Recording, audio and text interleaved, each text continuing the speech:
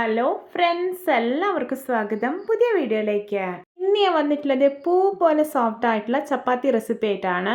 കുറച്ച് കാര്യങ്ങൾ ശ്രദ്ധിക്കുകയാണെങ്കിൽ ഒട്ടും ഹാർഡായി പോവാത്ത നല്ല സോഫ്റ്റ് ആയിട്ടുള്ള ചപ്പാത്തി നമുക്ക് വളരെ സിമ്പിൾ ആയിട്ട് ഉണ്ടാക്കിയെടുക്കാവുന്നേ ഉള്ളൂ.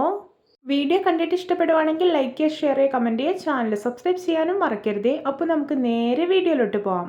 ആദ്യം നമുക്ക് ചപ്പാത്തിക്ക് വേണ്ടിയിട്ടുള്ള മാവ് കുഴച്ചെടുക്കാം. അതിനായിട്ട് ഞാനിവിടെ 2 ഗ്ലാസ് ഗോതമ്പ് പൊടിയാണ് എടുത്തിട്ടുള്ളത്. അതൊരു തട്ടിലേക്ക് ഇട്ട് കൊടുക്കാം. ഞാൻ ഈ ഒരു ഗ്ലാസ്സിലാണ് കേട്ടോ 2 ഗ്ലാസ് ഗോതമ്പ് പൊടി എടുത്തിട്ടുള്ളത്. ഇനി ഇതിലോട്ട് ആവശ്യത്തിന് ഉപ്പിട്ട് കൊടുക്കാം. ഇനി ഇതിലോട്ടൊരു 1.5 ടേബിൾ സ്പൂൺ ഓയിൽ ഒഴിക്കുന്നുണ്ട്. എന്നിട്ട് കൈ വെച്ചിട്ട് നന്നായിട്ടൊന്ന് തിരുമ്മി യോജിപ്പിച്ചെടുക്കാം. ഞാനിവിടെ വീട്ടിൽ പൊടിപ്പിച്ചെടുത്തിട്ടുള്ള ഗോതമ്പ് പൊടിയാണ് എടുത്തിട്ടുള്ളത്. ഇനി നമുക്കിതിലോട്ട് വെള്ളം ഒഴിച്ചിട്ട് നല്ല സോഫ്റ്റ് ആയിട്ടൊന്ന് കുഴച്ചെടുക്കാം. ഞാനിവിടെ ഇപ്പോൾ നോർമൽ വാട്ടർ ഒഴിച്ചിട്ടാണ് പൊടി കുഴച്ചെടുക്കുന്നത്.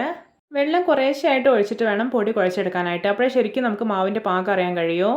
ചപ്പാത്തി ഉണ്ടാക്കുമ്പോൾ നമ്മൾ ഏറ്റവും കൂടുതൽ ശ്രദ്ധിക്കേണ്ടത് മാവ് കുഴച്ചെടുക്കുമ്പോഴാണ്. എത്രത്തോളം സോഫ്റ്റായി കുഴയ്ക്കാൻ പറ്റുന്നോ അത്രയും സോഫ്റ്റ് ആയിരിക്കും നിങ്ങളുടെ ചപ്പാത്തിയും. ഇപ്പോൾ ഇത് ഞാൻ പൊടി കുഴച്ചെടുത്തിട്ടുണ്ട്. ഈ ഒരു മാവ് ഒന്നുകൂടി ഒന്ന് സോഫ്റ്റ് ആയിട്ട് കിട്ടണം. നമുക്ക് ഈ മാവ് ഈ തട്ടിലിട്ടിട്ട് ഒന്നുകൂടി ഒന്ന് റോൾ ചെയ്തിട്ട് നല്ല സോഫ്റ്റ് ആയിട്ട് കുഴച്ചെടുക്കാം. ഇപ്പോൾ ഇത് ഡബിൾ സോഫ്റ്റ് ആയിട്ട് തന്നെ മാവ് കുഴച്ചെടുത്തിട്ടുണ്ട്, കണ്ടോ? ഇനി ഒരു മാവ് റെസ്റ്റ് ചെയ്യാൻ വേണ്ടിയിട്ട് വെക്കേണ്ട ആവശ്യമൊന്നുമില്ല. ഇനി ഇതിൽ നിന്ന് മാവ് എടുത്തിട്ട് അത്യാവശ്യം വലിപ്പമുള്ള ഉരുളയാക്കി എടുക്കാം. ചപ്പാത്തിക്ക് മാവ് കുഴയ്ക്കുമ്പോൾ ചൂടുവെള്ളം ഒഴിച്ച് കുഴച്ചാൽ മാത്രമേ നല്ല സോഫ്റ്റ് ആവുള്ളൂ എന്ന് പലരും പറയാറുണ്ട്. പക്ഷേ അങ്ങനെയല്ല. നമ്മൾ ചൂടുവെള്ളം ഒഴിക്കുകയാണെങ്കിലും പച്ചവെള്ളം ഒഴിക്കുകയാണെങ്കിലും എത്ര സമയം നല്ല സോഫ്റ്റ് ആയിട്ട് കുഴച്ചെടുക്കുന്നു അത്രയും സോഫ്റ്റ് ആയിരിക്കും ചപ്പാത്തിയും.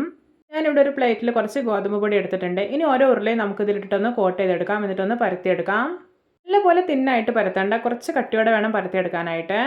മാവ് വളരെ സോഫ്റ്റ് ആയതുകൊണ്ട് തന്നെ പെട്ടെന്ന് പരത്തിയെടുക്കാൻ പറ്റും. ഇനി നമുക്കിതൊരു പ്ലേറ്റ് വെച്ചിട്ടൊന്ന് കട്ട് ചെയ്തെടുക്കാം. നിങ്ങൾ ചപ്പാത്തി ഉണ്ടാക്കിയിട്ട് നല്ല പെർഫെക്റ്റ് ആയിട്ട് കിട്ടുന്നില്ലെങ്കിൽ എന്തായാലും ഈ റെസിപ്പി ഒന്ന് ട്രൈ ചെയ്ത് നോക്കണേ. നിങ്ങൾക്ക് ഗുഡ് റിസൾട്ട് കിട്ടുമെന്നുള്ളത് ഷുവറാണ്. ഇപ്പോഴത്തെ ചപ്പാത്തി നല്ല പെർഫെക്റ്റ് ആയിട്ട് പരത്തിയെടുത്തിട്ടുണ്ട്. ഇനി നമുക്കിത് ചുട്ടെടുക്കാം. ചപ്പാത്തി ചുട്ടെടുക്കുന്ന സമയത്ത് തവ നന്നായിട്ട് ചൂടായിട്ടിരിക്കണം. ഞാനിവിടെ തവ നന്നായിട്ട് ചൂടാക്കി എടുത്തിട്ടുണ്ട്. ഇനി നമുക്ക് ചപ്പാത്തി തവയിലോട്ട് ഇട്ടെടുക്കാം. ചപ്പാത്തി ചുട്ടെടുക്കുന്ന സമയത്ത് ലോ ഫ്ലെയിമിൽ വെക്കരുത്, മീഡിയം ടു ഹൈ ഫ്ലെയിമിൽ തന്നെ വെക്കണം. അപ്പോഴേ നന്നായിട്ട് പൊങ്ങി വരത്തുള്ളൂ. ഇനി നമുക്കിത് തിരിച്ചു മറിച്ചു വിട്ടിട്ട് ചുട്ടെടുക്കാം. 100% പെർഫെക്റ്റ് ആയിട്ടുള്ളൊരു ചപ്പാത്തി റെസിപ്പിയാണ് കേട്ടോ ഇത്.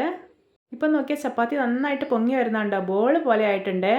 നമ്മുടെ ചപ്പാത്തി മാവ് എത്രത്തോളം പെർഫെക്റ്റ് ആണെന്നുള്ളതിൻ്റെ ഏറ്റവും വലിയ റിസൾട്ടാണ് കേട്ടോ ഇത്. ഈ ഒരു ചപ്പാത്തി എത്ര സമയം ഇരുന്നാലും വളരെ സോഫ്റ്റ് ആയിട്ട് തന്നെ ഇരിക്കും, ഒട്ടും ഹാർഡായി പോവുകയില്ല. ഇപ്പോഴത്തെ നമ്മുടെ ചപ്പാത്തി നല്ല പെർഫെക്റ്റ് ആയിട്ട് കുക്കായി വന്നിട്ടുണ്ട്. ഇനി നമുക്കിത് തവയിൽ നിന്ന് എടുത്തു മാറ്റാം. ഇതാ നമ്മുടെ രുചികരമായിട്ടുള്ള സോഫ്റ്റ് ആയിട്ടുള്ള ചപ്പാത്തി റെഡി. നോക്കി, ഇതുപോലെ നമുക്ക് അടുത്ത ചപ്പാത്തിയും ചുട്ടെടുക്കാം. ഞാൻ മുമ്പ് ഇതുപോലെ പെർഫെക്റ്റ് ആയിട്ടുള്ള ചപ്പാത്തി റെസിപ്പി ചെയ്തിട്ടുണ്ടായിരുന്നു. അതിൻ്റെ ലിങ്ക് ഡിസ്ക്രിപ്ഷനിൽ കൊടുക്കാം, എല്ലാവരും ഒന്ന് കാണണേ.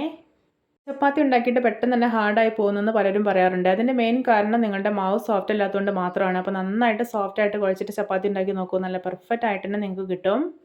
ഇപ്പോഴത്തെ നമ്മുടെ രണ്ടാമത്തെ ചപ്പാത്തി റെഡി ആയിട്ടുണ്ട്. ഇത് നമുക്ക് തവയിൽ നിന്ന് എടുത്തു മാറ്റാം. നോക്കി എത്രത്തോളം സോഫ്റ്റ് ആയിട്ടാണ് നമ്മുടെ ചപ്പാത്തി ഇരിക്കുന്നത്. എന്തൊരു രുചിയാണെന്നറിയത് കഴിക്കാൻ.